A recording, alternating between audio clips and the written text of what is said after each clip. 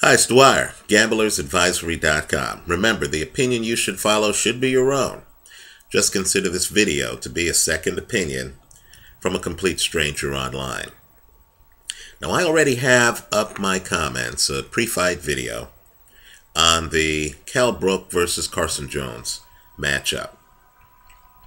I think it's a very close fight. I'm not sure who wins this fight.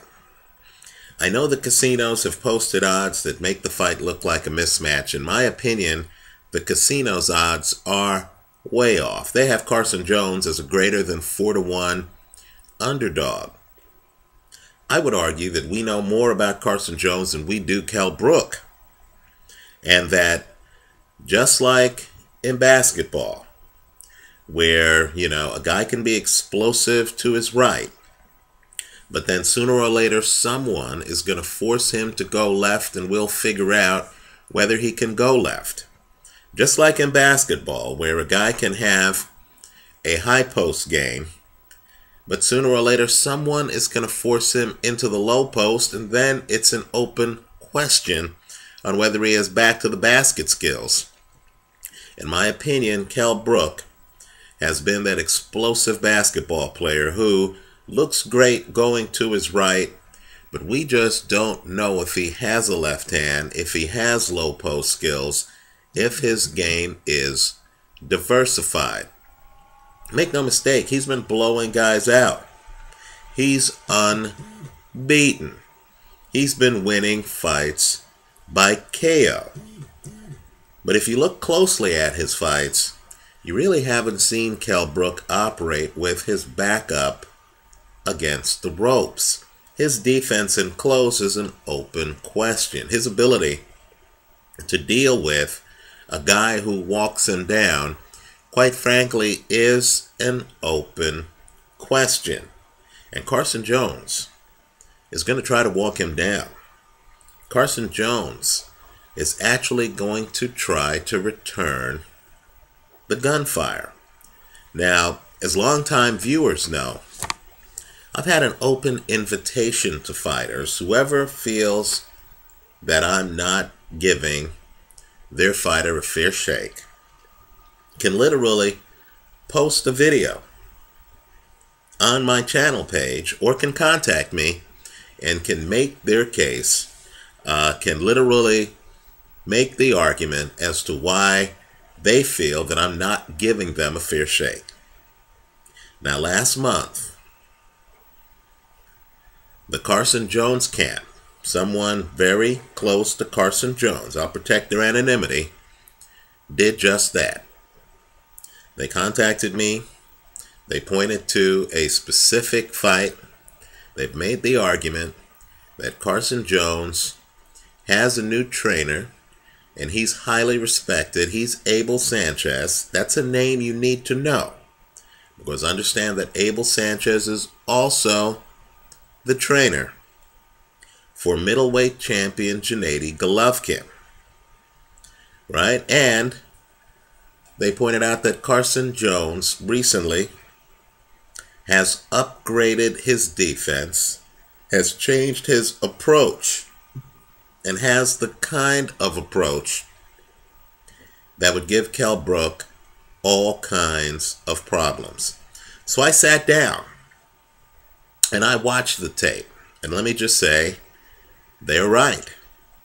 I think Carson Jones, under Abel Sanchez's guidance, has lifted his game. He's evolved a bit.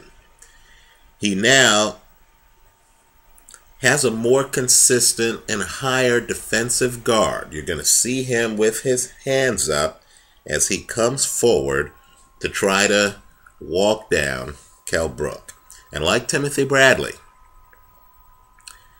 he doesn't throw a lot of punches as he tries to walk you down. The important thing to notice with Carson Jones is the space between the punches. Some guys try to punch their way in, work behind a jab. Abel Sanchez has a different philosophy. You'll see it in Gennady Golovkin's fights, where the fighter comes forward, tries to catch your punches on his forearm and is literally trying to walk in. Not throw a lot of punches, because that creates counter-punching opportunities, but rather to walk in behind a guard and to literally just use positioning to get close enough to you to then start throwing punches. It would be like a guy fighting Vladimir Klitschko, who decides he's not going to throw punches to open himself up to Vladimir Klitschko's jab. Rather, he's going to wait for Klitschko to throw a punch. Then he's going to walk in with the goal of literally just parrying Klitschko's follow-up so he can get inside where he can throw devastating short hooks and uppercuts. Now, let me just say, when Carson Jones brings the pressure, even though Kell Brook has looked spectacular, most recently in his fight against Matthew Hatton, he's going to be in uncharted waters. Now, maybe he is good enough to be that explosive basketball player who normally goes to his right, who suddenly shows you that he could go to his left, right? Maybe he is Michael Jordan. Maybe he actually has the all-round game, but we've been watching his dunk so much that we don't fully appreciate that turnaround jumper, right? But there is the possibility that Kell Brook, who's primarily a headhunter in the middle of the ring, won't know what to do if he finds himself on the side of the ring, unable to get through a high defensive guard, unable to hit his opponent to the head without room to use his legs for defense. I think it's an open question. Understand that the Carson Jones camp has no doubt that they're going to win this fight. And keep in mind, Jones is a greater than 4-1 underdog. So what I believe is going to happen, the way I'm playing this, is I just don't see how this fight goes the distance, even though both guys have had numerous fights that have gone the distance. I get the feeling something is going to break here. In other words, Kell Brook is such an explosive puncher that if Carson Jones gets inside and Kell Brook is actually able to operate inside, I think that both guys are going to be so aggressive that somebody's going to get hit and somebody's going to get dropped. Let me go further. If Carson Jones gets inside and Kell Brook can't operate inside, then I want you to look at the Carson Jones versus Ty Brunson fight.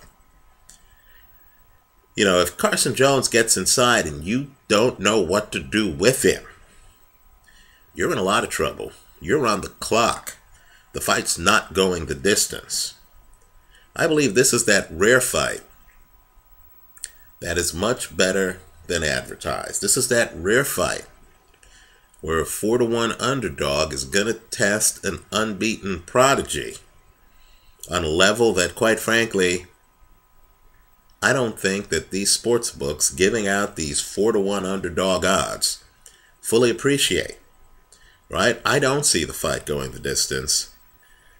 The hedge I've recommended is to take both guys by KO. This way you get all 12 rounds.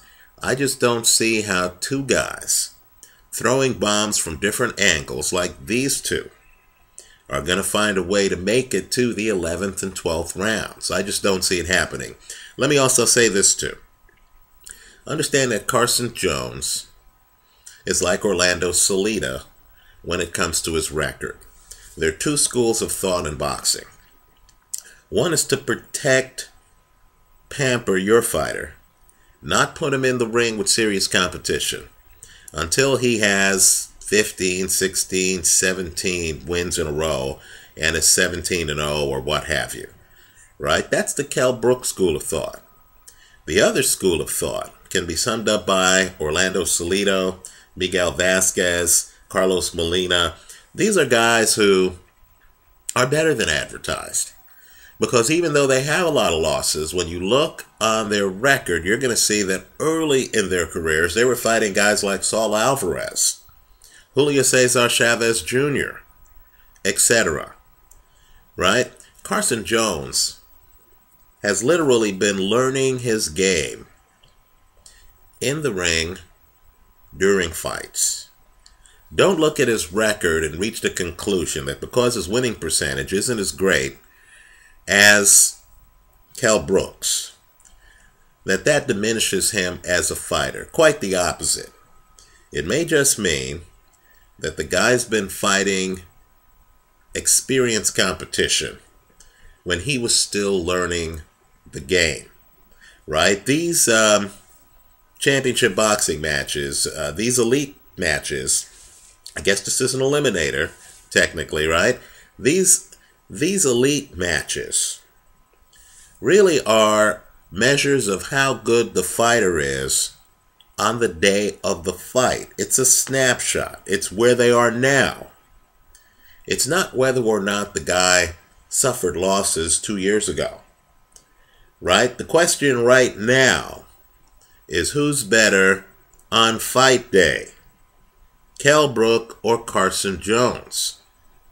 You're not going to know that if you're relying on a winning percentage that dates back several years, right? The only way you could really know that is by looking at the guys, looking at their skill sets, looking at what they've done in the ring. Now, I've seen Carson Jones work over people to the body. I haven't really seen that with Kell Brook. Right? I've seen Carson Jones in tough, drawn-out fights where the bullets are flying and both guys have been hit and both guys are hurt and it's a gut check. I haven't really seen that with Kell Brook. Right? Kell Brook is the guy who is running away from you. Right? He's the guy in the race who you're looking at his back, he's so far ahead of you.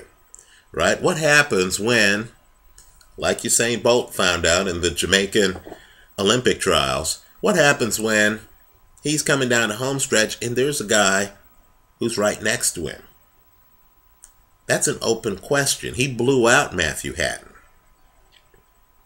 Right? That fight really wasn't close enough for us to call it a test. Well, he's going to get tested by Carson Jones. Now understand too, when guys hit this hard, anything can happen, right? If either guy gets hit flush, don't be surprised if this fight ends in the first 3 rounds, right? Just expect an eye-opening fight, right? Look at the trainers. I want you to look at Gennady Golovkin's knockout ratio. I know he's not fighting in this fight, but understand that the Abel Sanchez approach in fights where the other guy isn't quite ready to be walked down yields a lot of knockouts, right? This is not the approach where a guy comes out, spends a lot of time establishing his jab, is cautious, lets the fight go a few rounds, is throwing a jab, then eventually works into hooks, then eventually showing you what he has. That's not the Abel Sanchez style. The Abel Sanchez style will have Carson Jones pushing the issue from the opening bell, right? There's going to be, you need to look not just at the punches, but at the positions of the fighters. You'll know whether or not Jones is succeeding by the position of the fighters. You'll know Kell Brook is in trouble if you see Kell Brook's back touch the ropes. And when that happens, then we'll have to figure out exactly who Kell Brook is up on the ropes. Is he Floyd Mayweather, Adrian Broner, Bernard Hopkins up on the ropes? Or Is he Alan Green up on the ropes? Right? Those are the questions that will be answered in this fight. I think the casinos are crazy. I think the odds are crazy. I think it's a competitive fight. Neither of these guys should be a 4-1 underdog. I don't see it going the distance. Just understand that the challenger's corner really believes that he should be the favorite. Let me know what you think. Leave your comments for me here online. I like both guys by knockout. I don't know who wins it, so I'm betting distance in this fight. Let us know here online how you're playing it, and leave your comments for us. Visit us at gamblersadvisory.com. Thanks for watching.